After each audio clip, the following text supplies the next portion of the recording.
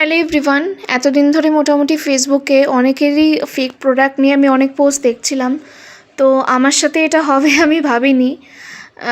রিকোডের এই স্প্রেটা আমি এতদিন ইউজ করতাম। আর পাশের যে ভর্তিটা দেখছো সেটা আমি রিসেন্টলি অর্ডার করেছিলাম নাইকা থেকে। তো নাইকাতেও যে এরকমভাবে মানে ফেক প্রোডাক্ট আসে আমি জানতাম না। নাইকাতে একটা ভরসা ছিল, সেটাও উঠে যাচ্ছে। তো তোমরা যদি ভালো করে দেখো দুটো ডিফারেন্সটা, যে দুটোর প্রিন্টিংয়ে কিন্তু যথেষ্ট ডিফারেন্স রয়েছে।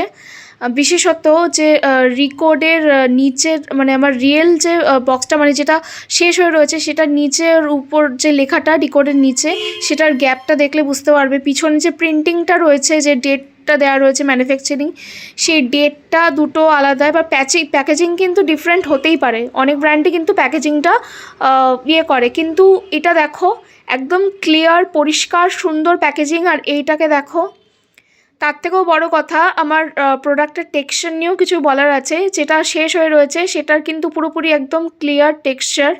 আমি দেখাচ্ছি, দেখো এই প্রিন্টিংয়ের জিনিসটা, মানে সবই কিন্তু সেম লেখা, বাট কোথাও না কোথাও একটু খটকা লাগছে। এটা কিন্তু মোটামুটি সেমি ক্লিয়ার থাকে, এখন হালকা রয়েছে, একটু নাড়াচাড়া পড়েছে, কিন্তু এটা পুরোপুরি ক্লিয়ার থাকে। আর এর ভেতরে কিন্তু কোনো মানে আলাদা কোনো পার্টিকেলস বা অন্য কিছু আমি কোনো কিছুই দেখিনি প্রথম থেকে।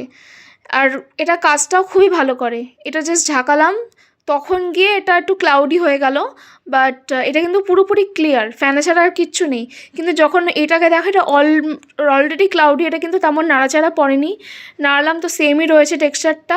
আর ভালো করে যদি দেখো, বোতলের গায়ে ছোটো ছোটো ছোটো ছোটো মনে হচ্ছে রেসিডিউ লেগে আছে। থেকে বড় কথা, আমি মডেলের উপর যখন ইউজ করি এটা কিন্তু অ্যাবসলিউটলি কোনো কাজ করেনি, মনে হচ্ছে আমি জল স্প্রে করছি।